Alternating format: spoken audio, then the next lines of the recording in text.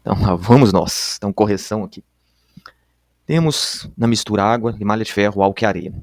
Então, eu tenho um líquido, um sólido, um líquido e um sólido. E aí, como eu enxergo a areia e a limalha de ferro, eu tenho uma mistura que é heterogênea. Então, para separar isso, a primeira coisa que podemos fazer é fazer a filtração. Então, uma vez que foi filtrado, eu vou ter separado o sólido do líquido. Eu vou ter de um lado ferro e areia. Do outro lado, vai ter os líquidos, que é a água e o álcool. E aí, para separar ferro e areia, então de um lado aqui, ó, aí eu vou ter ferro, vou ter areia. Então, o processo pode ser a imantação, ou também chamada de magnetização, tá? Porque aí separamos o ferro da areia. E no processo 3 aqui, para separar a água, então no final aqui temos água e temos álcool. O mais usual é usar a destilação. Tá? Então, isso aí. Opa. Então, destilação. Então, o mesmo pode ser usado, mesma ideia aqui, ó, nessa outra questão. Então, tem um sistema heterogêneo.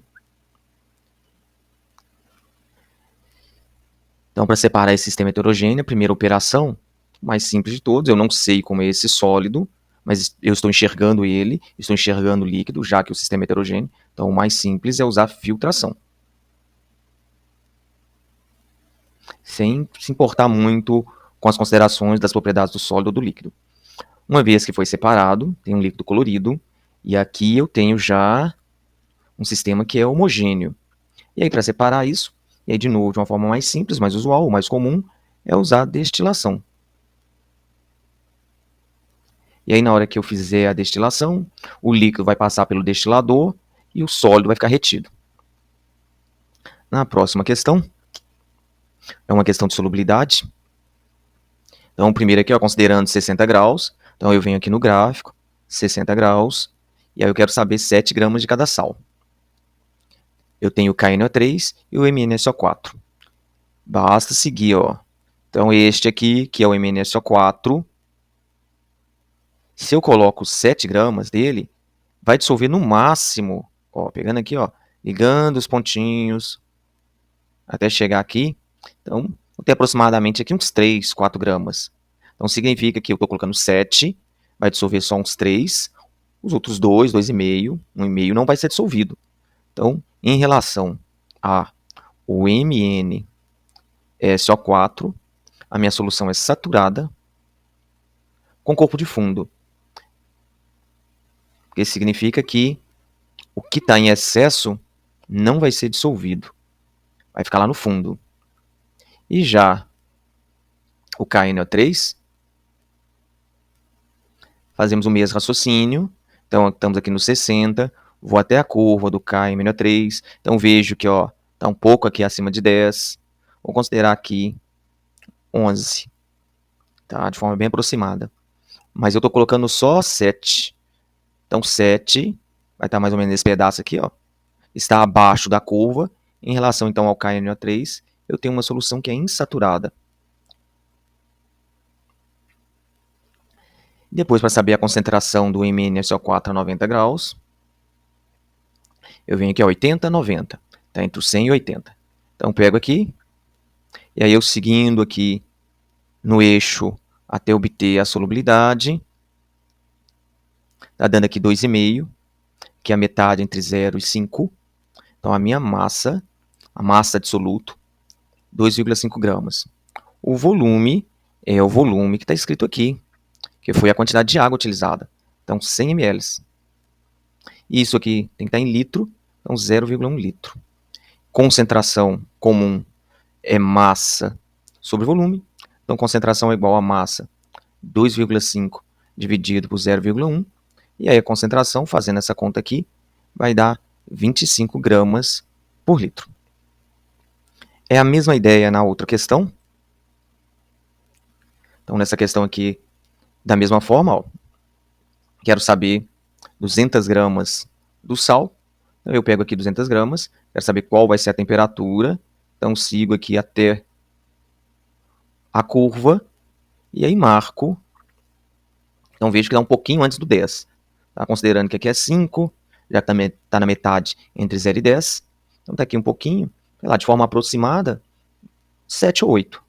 Então, a temperatura, aproximadamente, 7 graus. E já esse aqui, eu quero saber a concentração. Tem uma temperatura de 30 graus, então venho aqui no 30, e aí ligando até a curva, vejo que deu na metade entre 500 e 400, então isso deve ser uns 450, então a massa vai ser 450, é a massa de soluto que está dissolvido. O volume é o volume que foi utilizado, e aqui está 1000 ml, então 1000 ml, convertendo para litro, é 1 litro.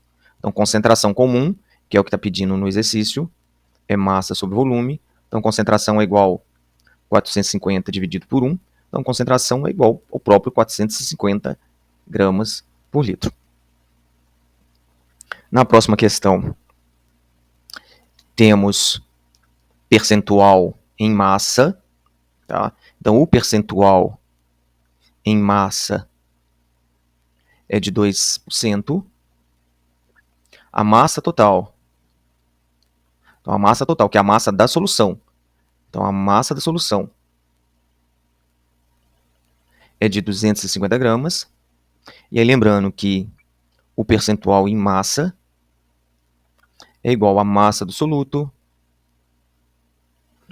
Isso ficou ruim.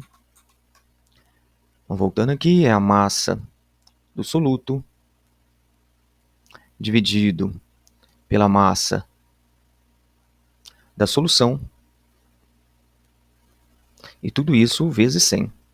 Então, substituindo os valores, o percentual em massa foi 2. A massa do soluto eu não sei quanto que vale. A massa da solução, os 250, está aqui. Então, vezes 100.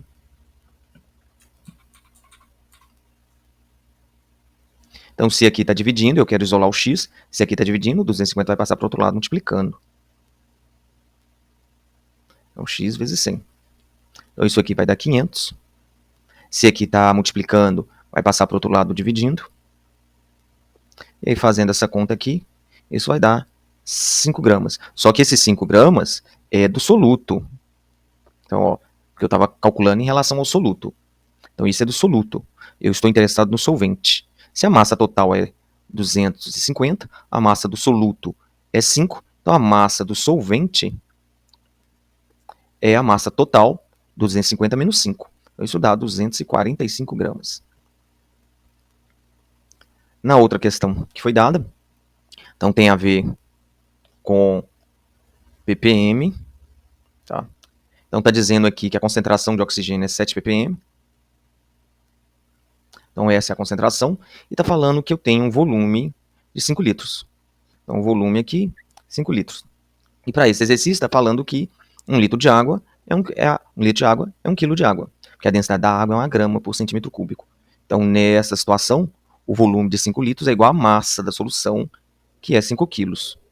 E aí para resolver isso, então o ppm é igual à massa do soluto dividido pela massa da solução.